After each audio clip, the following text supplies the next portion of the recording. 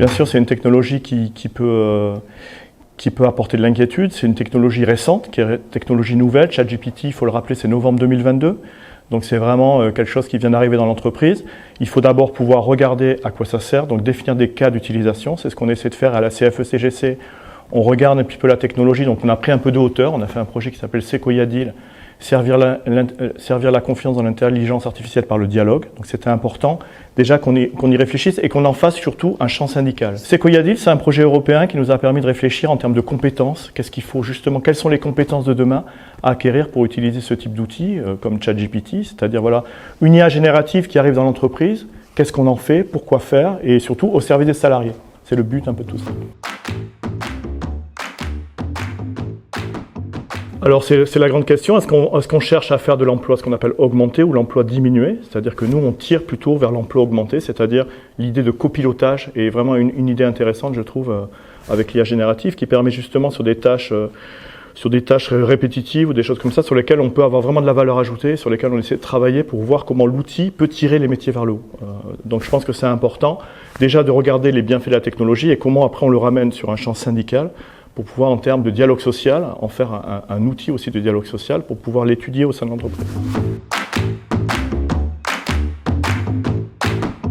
Je pense qu'il faut passer par une phase d'acculturation. Comme on dit, la phase d'acculturation est nécessaire mais non suffisante.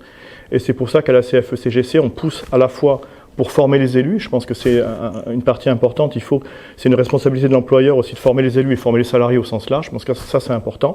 Et après, nous, au niveau de la CFE-CGC, ce qu'on essaie de faire, c'est des guides pour pouvoir accompagner des mémos pour décrypter la technologie, et des tables rondes, des choses comme ça, qui permettent justement de décrypter cette technologie qui est vraiment novatrice et qui va bouleverser le monde du travail. Moi, je le vois plutôt comme ce qu'on appelle une commodité, c'est-à-dire que demain, alors c'est pas forcément une révolution technique, puisque la technologie, elle existait depuis 2017, donc ça c'est après. Par contre, c'est une agrégation de technologie.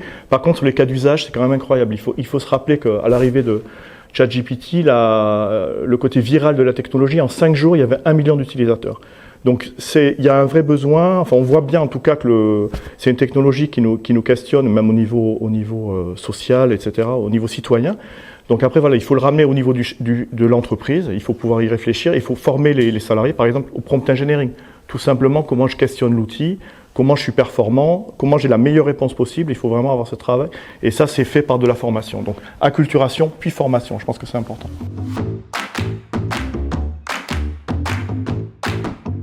Je pense qu'il faut déjà privilégier les modèles français. Mistral est une entreprise qui aujourd'hui, le chat de Mistral par exemple, propose une technologie souveraine. Donc la question de la souveraineté se pose beaucoup aujourd'hui. Je pense qu'il faut vraiment, c'est des enjeux économiques, c'est des enjeux importants au niveau de la nation. Donc déjà ça c'est des questions qui se posent. Après oui, c'est des technologies américaines, etc. Donc il y a le RGPD, qui est le Règlement général à la protection des données personnelles, qui est un texte important qu'il faut mobiliser justement sur ces questions-là pour pouvoir regarder les impacts de la technologie, protéger les droits fondamentaux, c'est aussi important, l'intégrité physique, l'intégrité mentale. Je pense qu'il y a beaucoup de choses à faire au niveau les anciens CHSCT qui sont devenus les CSSCT aujourd'hui.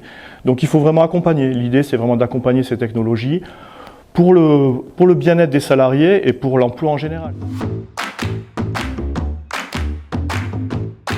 Les secteurs des médias, les secteurs du journalisme, il y a des emplois qui sont plus exposés que d'autres. Donc il faut déjà mesurer l'exposition de ces métiers-là, surtout à l'IA générative. Parce que l'IA générative, c'est vraiment, en fait, c'est une technologie qui s'attaque au col blanc. Alors qu'avant, on ne voyait pas ça du tout.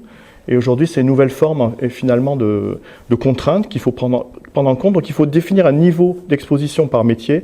Et on s'aperçoit que ces métiers de l'intelligence, en fait, aujourd'hui, sont concurrencés aussi par ces outils-là. Donc il faut aussi s'en servir comme un outil, un copilote. Vraiment, la notion de copilote est vraiment une notion intéressante qui permet d'enrichir les métiers et pour les accompagner vers le haut. Donc il faut vraiment tirer tout le monde vers le haut et à la fois rassurer les salariés pour pouvoir justement accompagner cette mutation parce que c'est vrai, il peut y avoir des impacts assez forts sur certains métiers.